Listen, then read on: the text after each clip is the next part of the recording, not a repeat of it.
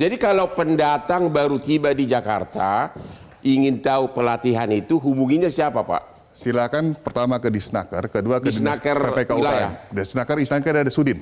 Oke. Di beberapa wilayah gitu. Ya. Ya kan nanti bisa dibantu gitu kan. Oke. Seperti itu. Nah ini PPK UKM juga sama. Terkait dengan tadi kita menjadi wirausaha juga seperti itu juga. Ya. Ya, itu nanti juga ada di Sudin juga membantu.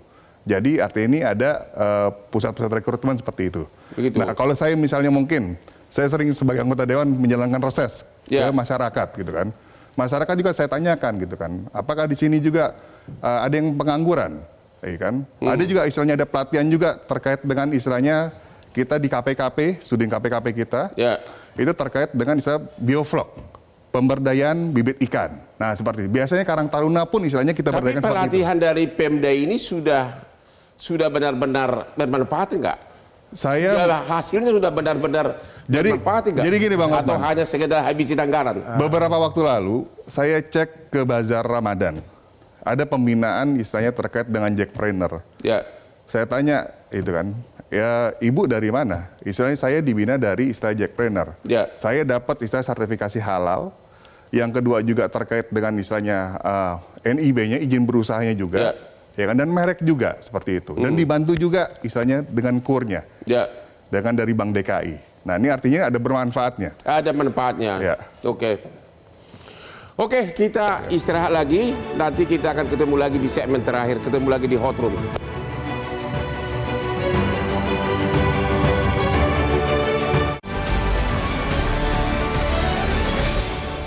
Dipersembahkan oleh Kopi Luwak, pelopor kopi nikmat. Nyaman diminum. Ketemu lagi di Hot Room. Di segmen terakhir ini kita akan kasih kesempatan kepada para narsu untuk memberikan saran kepada para pendatang, para perantau ini. Pertama dari Pak Ciko, apa saran saudara kepada para perantau yang baru tiba di ibu kota? Kurang lebih 1 menit, silakan Pak. Saran utamanya tentunya harus mengetahui skill diri sendiri ya. Sebelum datang apa yang akan dikerjakan di Jakarta, jangan sampai juga berpikir kemudian datang tetapi hidupnya bahkan lebih susah daripada di mana mereka berasal. Itu satu. Yang kedua, pastikan pendidikannya cukup kan itu yang. Pastikan juga uang sakunya cukup untuk bertahan hidup beberapa bulan nih untuk mencari kerja itu kan.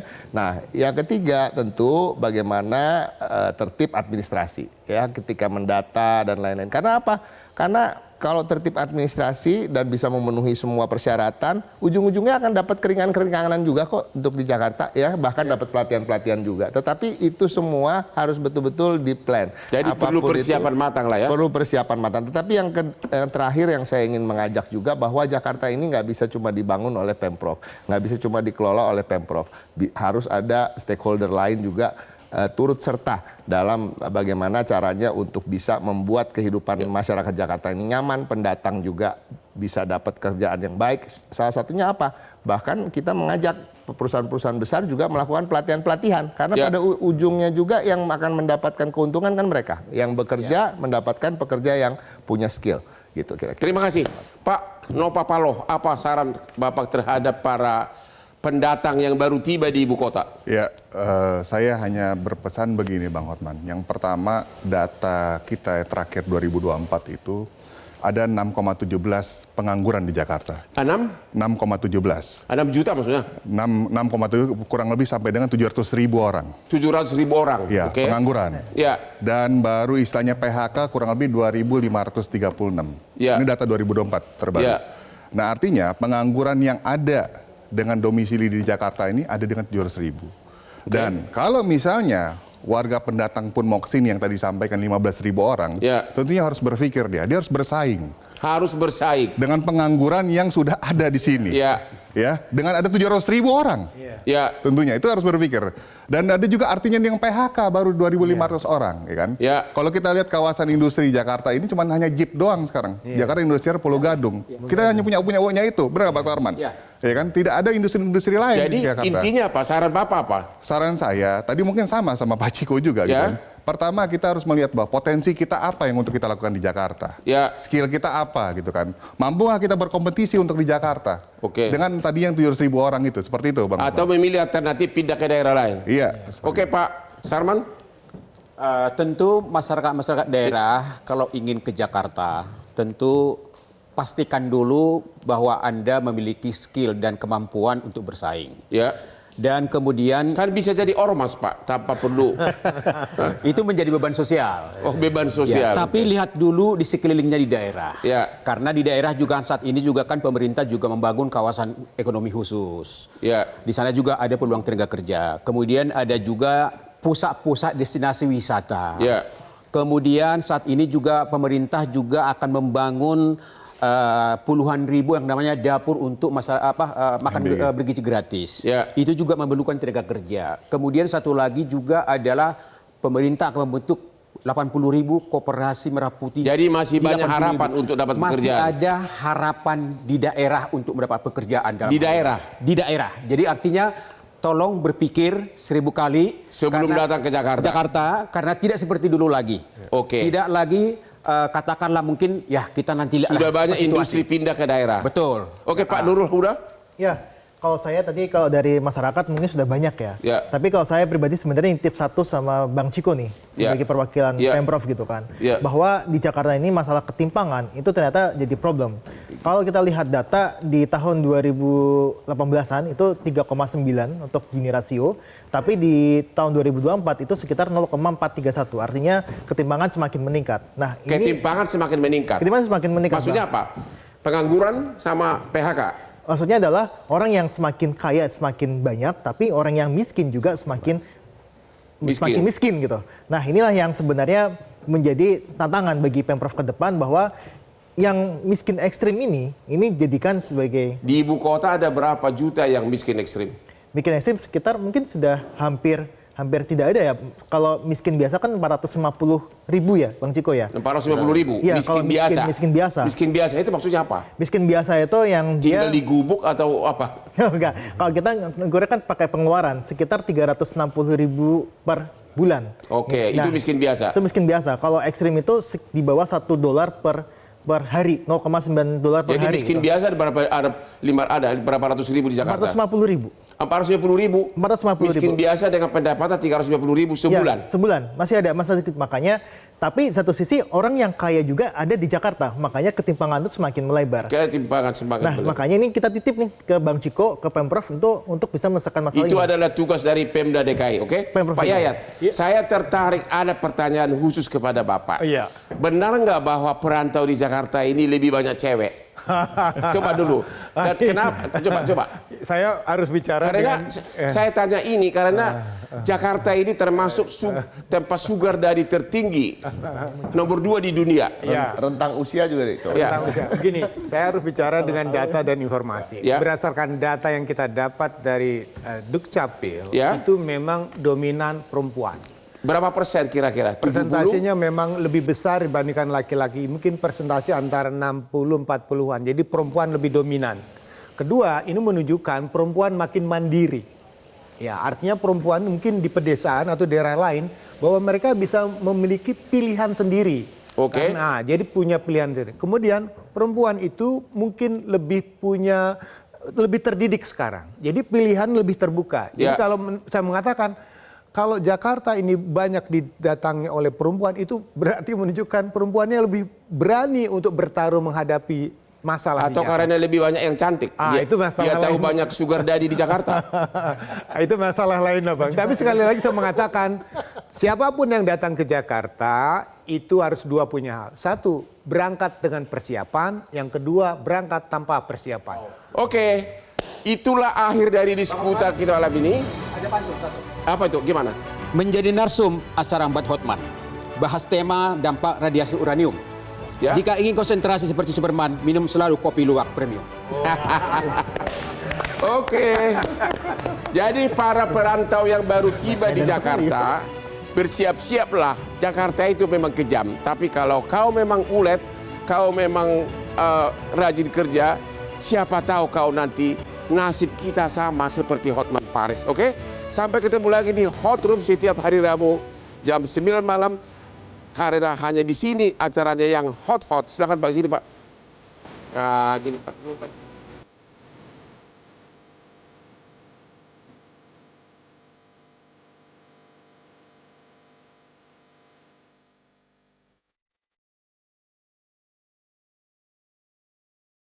Metro TV.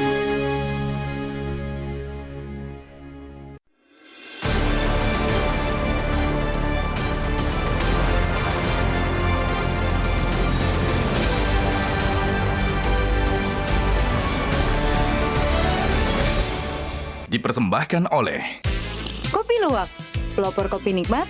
Nyaman diminum. Jelajahi cara baru mendapatkan informasi. Download Metro TV Extend sekarang.